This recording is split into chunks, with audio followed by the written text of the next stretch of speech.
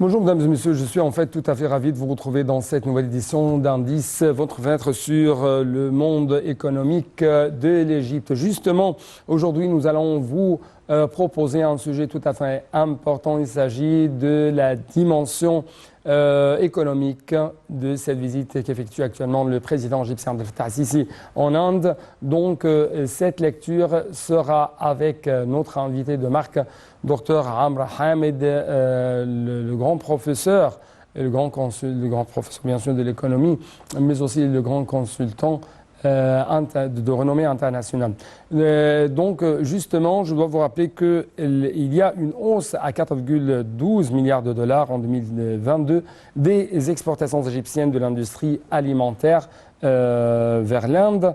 Il y a également une augmentation de 40% concernant le commerce entre l'Égypte et l'Inde. Donc les autres indices seront contenus bien sûr dans le reportage de notre collègue Salam Marabi. 7,26 milliards de dollars volume des échanges commerciaux entre l'Égypte et l'Inde en 2020-2022. Le volume des échanges commerciaux entre l'Égypte et l'Inde a augmenté d'environ 75% durant l'exercice 2021-2022, enregistrant 7,26 milliards de dollars, apprend-on d'une infographie publiée par le Centre d'information et de soutien à la prise de décision du Conseil des ministres. Cette infographie coïncide avec la visite officielle du président Abdel Fattah al-Sisi en Inde, à l'invitation du Premier ministre indien pour assister en tant qu'invité d'honneur aux festivités de la 74e anniversaire du jour de l'indépendance. Les exportations égyptiennes vers l'Inde se sont élevées à 3,52 milliards de dollars, soit une hausse de 86% par rapport à l'exercice 2020-2021, indique l'infographie, soulignant que les exportations indiennes vers l'Égypte ont également augmenté de 65%, marquant 3,74 milliards de dollars durant la période précitée. Le nombre d'entreprises indiennes opérant en Égypte s'est chiffré à plus de 50, avec un taux d'investissement de 3,15 milliards de dollars dans les divers domaines, générant près de 35 000 d'emplois, directs et indirects, selon l'infographie.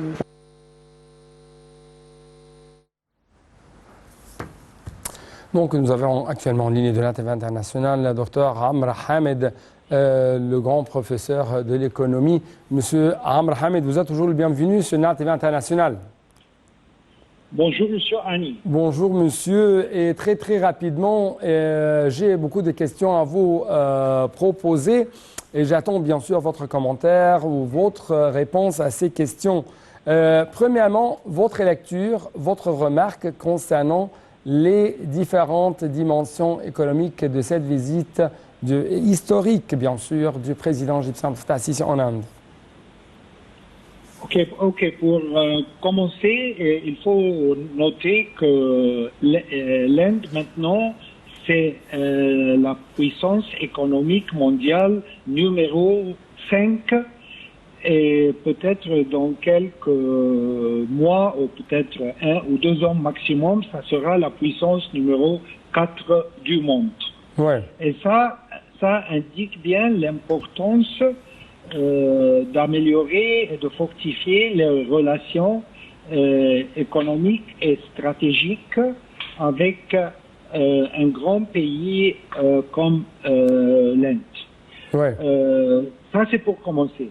Pour faire un commentaire rapide sur le reportage, ce qui est très important de noter du reportage que vous venez d'introduire maintenant, c'est que les termes du commerce international, bilatéral si vous voulez, entre l'Égypte et l'Inde, c'est toujours en faveur de l'Inde, pas en faveur de l'Égypte jusqu'à maintenant. Pourquoi? Parce que jusqu'à maintenant, si vous comparez l'exportation et l'exportation et les importations entre les deux pays, c'est toujours en faveur de l'Inde. Ouais.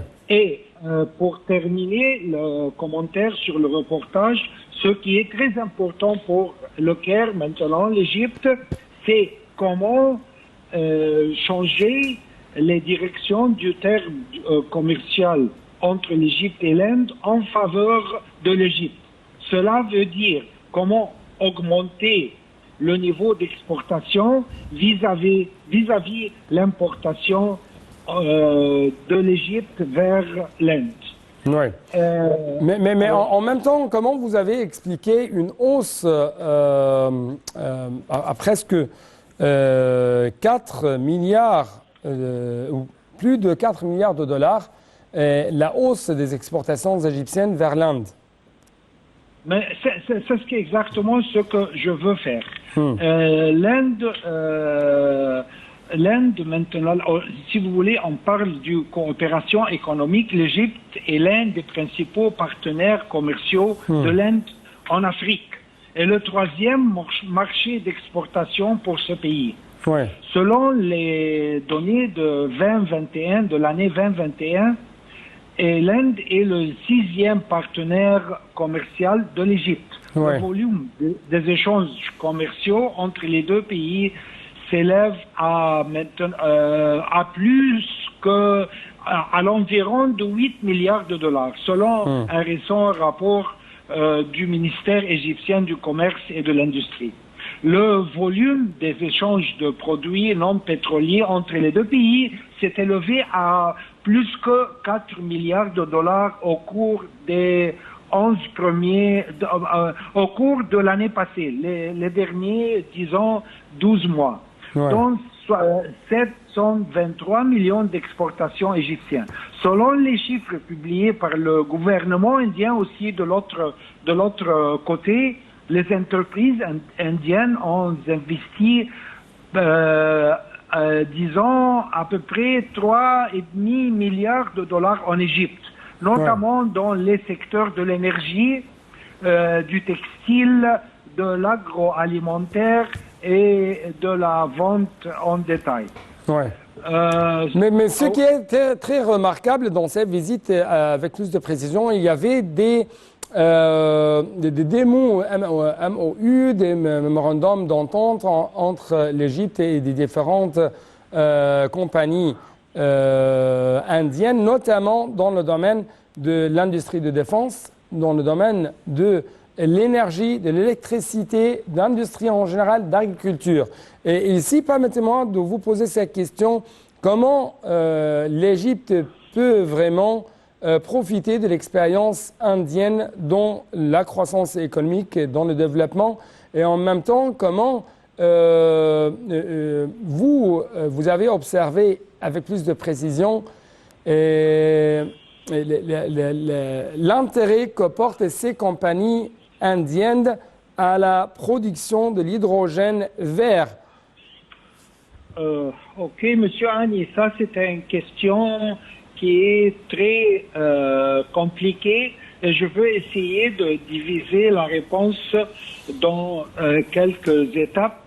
Mais pour commencer, premièrement, je vais venir aux questions comment profiter de l'expérience de l'Inde au fin de mon commentaire maintenant. Ouais. Mais pour commencer à répondre, ce qui est très important, c'est de réaliser que l'Inde est un pays intégré principal du BRICS. Et c'est ce qui est très important pour nous, c'est que le Caire souhaite bien sûr intégrer avec les pays du BRICS, le groupement économique que, comme vous le savez, comprend du Brésil, la Russie, l'Inde, la Chine et l'Afrique du Sud. La visite du président est donc une occasion importante pour évoquer cette question. L'adhésion de l'Égypte à ce groupement lui permettra de booster notre économie. L'Égypte tente également de garder sa place gagnée en l'année 2022 en tant que partenaire de dialogue aux réunions de l'Organisation de coopération de Shanghai aussi, et aussi le G20, comme le G20 aussi. Ça, c'est très important d'intégrer, de trouver une location faire l'Égypte au BRICS, à l'Organisation de coopération de Shanghai et aussi au G20. Il s'agit d'une étape importante pour renforcer la coopération avec les 22 pays membres de cette organisation dans un certain nombre de domaines comme le commerce, l'investissement, l'énergie, le transport et le tourisme. Ouais. Encore, avant, vous avez parlé aussi, je sais bien que je n'ai pas encore répondu à votre question très importante, comment profiter de l'expérience unique de l'Inde. Mais vous avez, avant de répondre, vous avez remarqué quelque chose qui est très important. Ça a à faire avec l'importance de l'Inde comme une puissance militaire. Et ça, c'est très important. Ouais. Les coopérations militaires stratégiques entre les deux pays. Ouais. Maintenant, l'Inde, c'est la puissance numéro 4 sur le monde du point de vue puissance militaire. Ouais. L'Inde dispose de 1,5 million de soldats et de 1,2 million de réservistes. Son budget de la défense est d'à peu près 50 milliards de dollars. Ainsi, le Power Index de l'Inde est très haut. L'Inde fait partie des 4 pays à détenir officieusement l'armée nucléaire. Elle dispose de 156 ogives d'après l'organisation de Stockholm International Peace Research Institute, le CIPRI. Vous pouvez noter que l'Égypte aussi est numéro 12 maintenant. Alors, l'Inde, c'est numéro 4 des grandes puissances militaires et l'Égypte, c'est numéro 12, qui est un ranking très bon. Maintenant, pour répondre à votre question, comment l'Égypte peut profiter de l'expérience unique de l'Inde de sauter d'un pays pauvre à devenir un pays d'un pouvoir international dominant. Premièrement, comment achever un taux de croissance significatif et augmenter les taux productifs domestiques du peuple. Comme vous le savez, le taux de croissance de l'Inde maintenant est plus que 8%. Plus que 8%, un des plus hauts du monde. Ça, c'est numéro 1, et très important. Comment apprendre de l'expérience de l'Inde à achever une croissance dans l'environ de plus que 7, à peu près 8%, comment achever augmentation du pouvoir productif du peuple égyptien comme le peuple indien. Ça, c'est numéro 1. Numéro 2, bien sûr, c'est le système de gouvernance ou la relation augmentée, le système de gouvernance de fortifier la relation entre le gouvernement civil et la relation avec les militaires, si vous voulez. Et comment achever la loyauté et fidélité de l'armée vers un système civil très gouvernant. Ouais. Justement, je dois vous poser cette question. À quel point vous trouvez que le président égyptien Abdel Fattah al-Sisi se trouve aujourd'hui en Inde sur des pieds fixes grâce à ces réformes qu'a effectué l'Égypte grâce à cette infrastructure établie par les Égyptiens. Donc, se trouve aujourd'hui sur des pieds fixes, sur des pieds très forts, en invitant les compagnies indiennes, mais aussi dans d'autres occasions, dans d'autres visites, dans d'autres opportunités. Il invite les grandes compagnies, que ce soit indiennes, chinoises, russes, américaines, et ainsi de suite, à venir pour investir ici en Égypte. Donc, ma question que je dois vous poser, la réforme économique, l'infrastructure a donné à l'Égypte un grand poids sur le niveau international et à quel point, à travers ça, l'Égypte peut vraiment attirer les investisseurs, que ce soit indiens ou autres. Notamment que ces dernières 48 heures, il y avait des déclarations très importantes concernant la volonté politique d'élargir le partenariat égypto-indien dans le domaine du commerce, dans le domaine économique, jusqu'on parle de 12 milliards de dollars, avec plus de précision, je crois, dans le domaine du commerce. OK. Ça, si vous voulez, ça peut être appliqué pas seulement pour les relations avec l'Inde, mais comme vous avez dit, les relations avec l'Inde, la Chine, les pouvoirs les grandes puissances. Exactement. Vraiment, je peux dire que ça a déjà commencé, mais ça a commencé avec des étapes un peu longues. On veut que ça soit plus rapide, un peu plus rapide de ce qui se passe les derniers 2 ans, disons plus ou moins. Ce qui est très important pour achever ou pour augmenter les investissements internationaux, les investissements directs étrangers externes en Égypte, numéro 1, c'est de réformer la structure financière du macroéconomie égyptienne. Ça, c'est très important.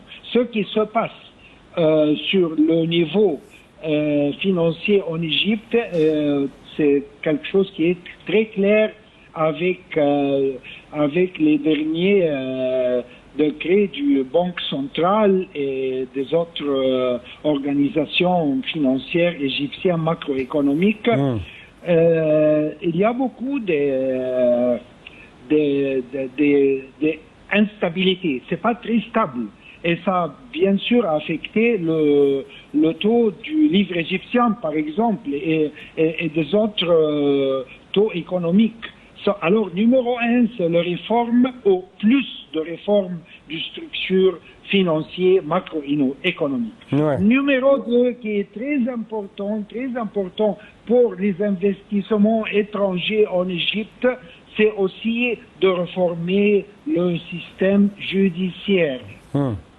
Parce que jusqu'à maintenant, on doit confier qu'on n'a pas aussi établi la confiance dans notre système judiciaire quand ça vient aux relations commerciales avec les étrangers, avec le business étranger qui prend place en Égypte et la transformation des